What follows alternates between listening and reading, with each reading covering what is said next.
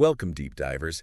Today, we're really embarking on a fascinating, and I should say, often intense journey into the intricate world of global conflicts. That's right.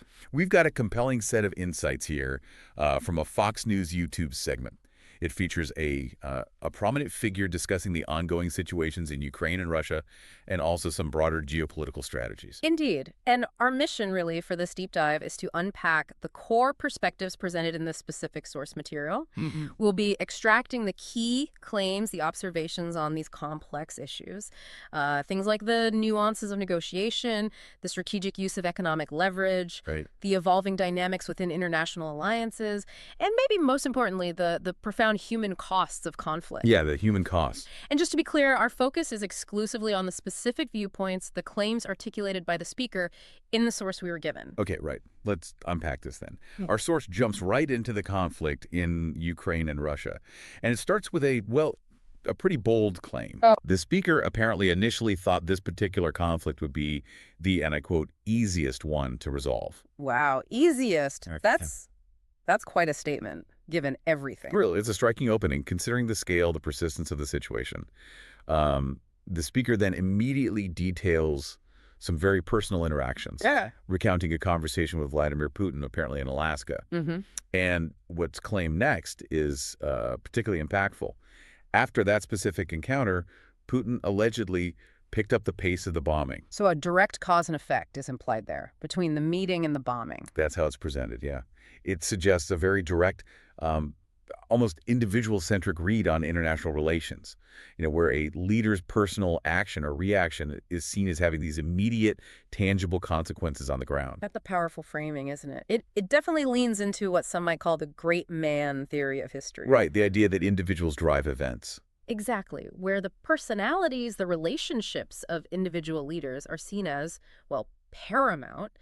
Now, while diplomacy undoubtedly benefits from good rapport, Sure, it helps. in complex international conflicts like this one, these personal elements, they often interact with, deeper structural forces. Things like national interests, economic pressures, historical grievances. All that background stuff. Right. So the source's emphasis here, it really makes us weigh how much agency we should attribute to individuals versus these broader systemic drivers. It's a key question. And further driving home this personal angle, the source highlights, quote, tremendous hatred between Putin and Zilinski as a significant factor. Tremendous hatred. Strong words. Very.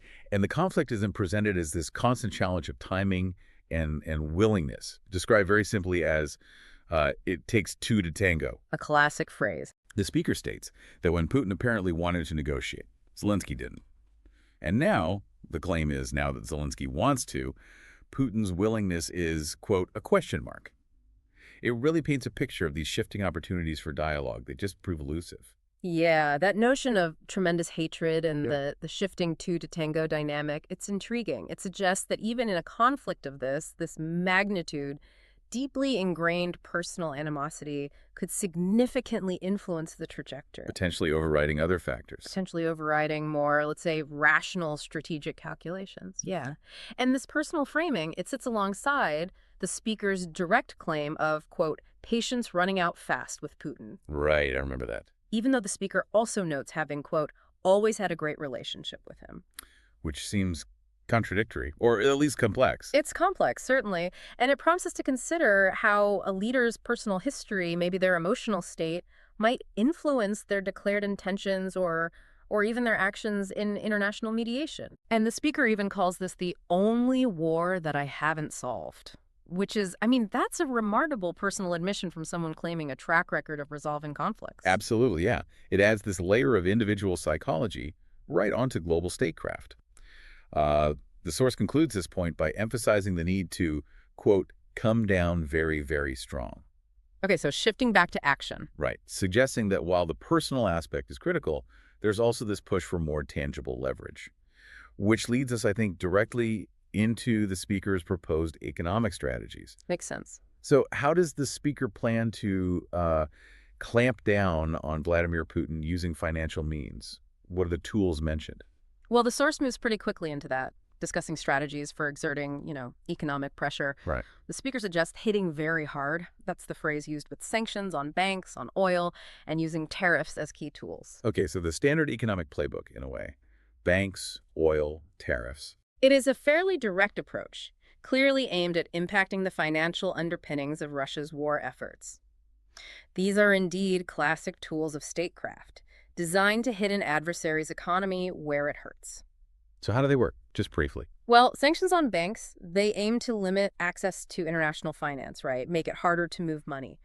Oil sanctions target a primary revenue stream, especially for Russia. Crucial for their budget. Absolutely.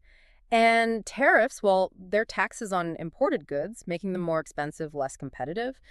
The strategic intent behind targeting these specific sectors seems pretty clear. Which is? To diminish Russia's financial capacity to sustain its military operations and to disrupt its global trade relationships more broadly. And the source suggests this isn't just talk, right? There are claims of action already taken. Correct. This isn't just theoretical planning. The source indicates that the speaker claims to have already implemented quite significant measures. Like what? Specifically, India, which is identified in the source as Russia's biggest customer, apparently faced a 50% tariff for buying oil from Russia. Wow, 50%. That's a huge number for a tariff, a very substantial concrete action claimed there. It is, and this claim of a 50% tariff on India is particularly noteworthy. Historically, while sanctions often target the primary actor. Russia in this case. Exactly. Imposing tariffs on a third-party nation like India for engaging in trade with the sanctioned entity, that's a less common, though certainly powerful, form of what we call secondary sanctions. Yeah. It demonstrates a willingness to use significant economic leverage, not just against the direct adversary, but potentially against other nations whose trade practices are seen as, well, indirectly supporting the conflict. And here's where it gets, I think, really insightful. The speaker describes this 50% tariff as, quote, not an easy thing to do. An understatement, perhaps? Perhaps. And openly acknowledges that it, quote, causes a rift with India. It seems like a very candid admission. It is. It shows that these powerful economic tools, they often come with significant diplomatic costs. They can strain relationships, even with other major global players like India. And there's another framing here too, right? About whose problem this is. Yes, exactly. This conflict, according to the speaker, is framed as, quote, a Europe problem much more than our problem. And that framing is interesting. This candid acknowledgement of causing a rift with India, a major global power, it really highlights the complex, interconnected nature of economic diplomacy. How so? Well, while the action, the tariff, is intended to punish Russia, such actions inevitably have these ripple effects, right? They challenge existing alliances, global trade relationships. Right, nothing happens in isolation. Precisely. And framing the conflict as a Europe problem much more than our problem, while simultaneously implementing these global economic measures like the tariff on India, and raises a fascinating question for you to consider. Which is? How do nations reconcile a, let's say, regional definition of a conflict with actions that have undeniable worldwide economic and diplomatic consequences? There's a tension there, isn't there, between the declared scope and the actual impact. That's a great point about the global interconnectedness. Okay, so the source then shifts gears a bit, moves towards the costs of conflict and the dynamics of international alliances, particularly NATO. Right, the burden-sharing aspect often comes up. Exactly. The speaker contrasts spending figures, noting $350 billion on a war that was across the ocean spent by the U.S. versus Europe's $100 billion. Yeah. It definitely brings up that age-old question of who pays what within an alliance. Yeah, this touches upon a very long-standing debate within NATO regarding equitable burden sharing. It's been around for decades. It has. And for listeners who follow these dynamics closely, the guideline, the target for NATO members, has long been to spend at least 2% of their GDP on defense. Though not everyone meets it. Often not, no. So the speaker's explicit statement here that spending should have been equalized at least, or they should have spent more, well, that directly challenges the historical distribution of military expenditure within the alliance. It highlights a perception of imbalance. But then there's a claim of action taken, a big one. Yes. The speaker says they went to NATO, had a, quote, great relationship with all of those NATO countries, and got them to raise their contributions. Get this, from 2% to 5%. From 2% to 5%. That's a profound claim. It sounds enormous. A remarkably significant claimed increase.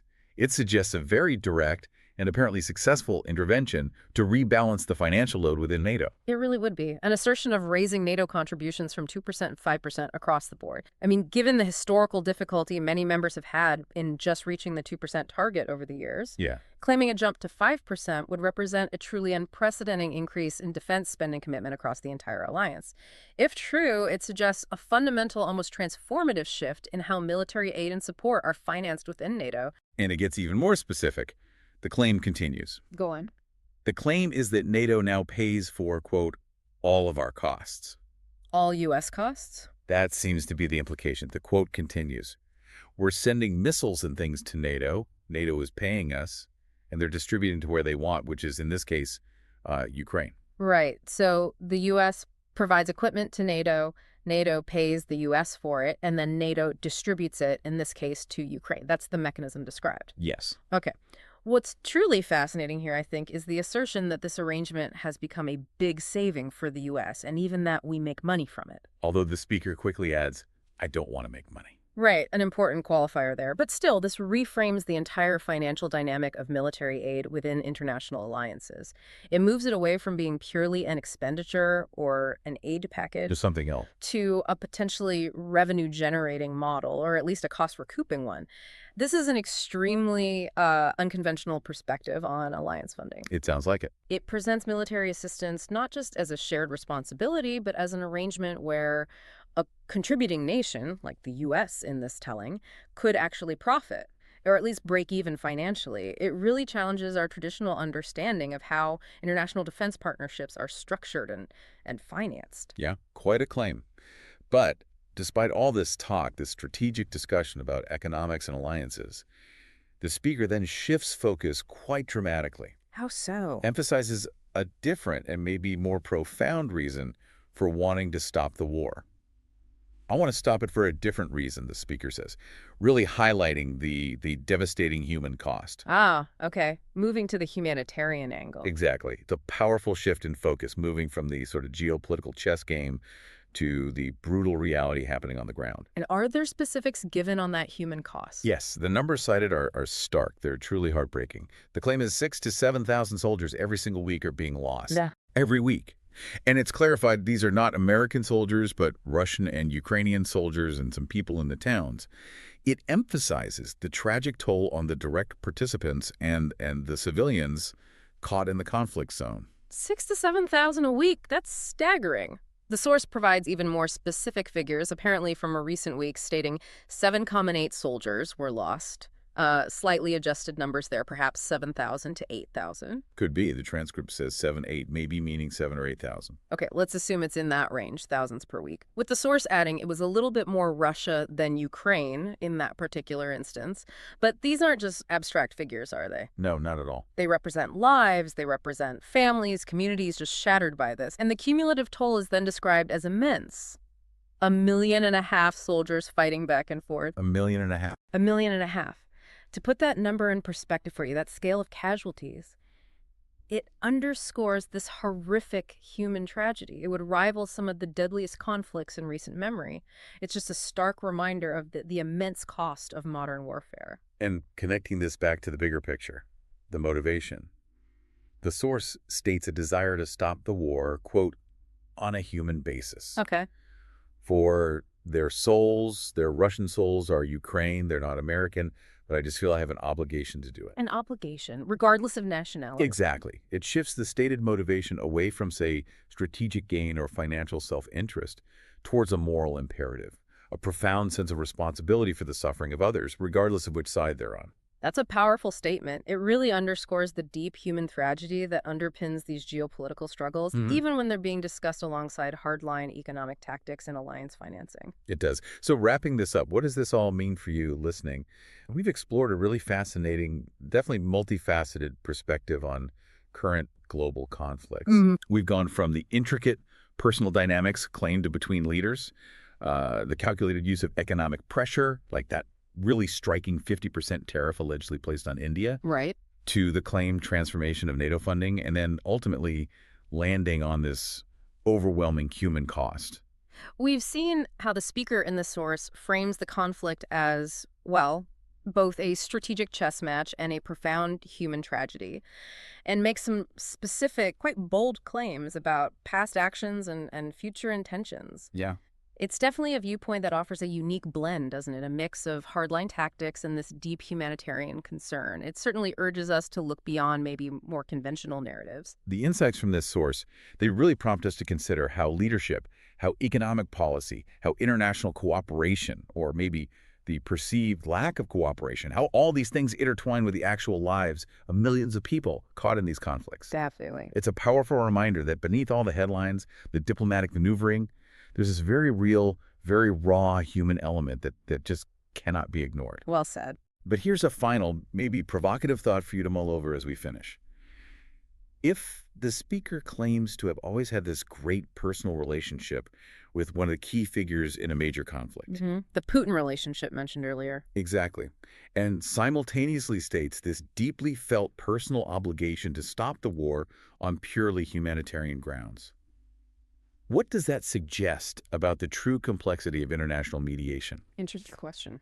Beyond the usual tools, beyond sanctions and military aid, what other approaches, what other tools might be equally or maybe even more effective in bringing an end to such devastating conflicts, especially when these personal ties and these strong moral appeals are brought so explicitly into the equation? Yeah. Something to ponder as you reflect on these incredibly complex global dynamics.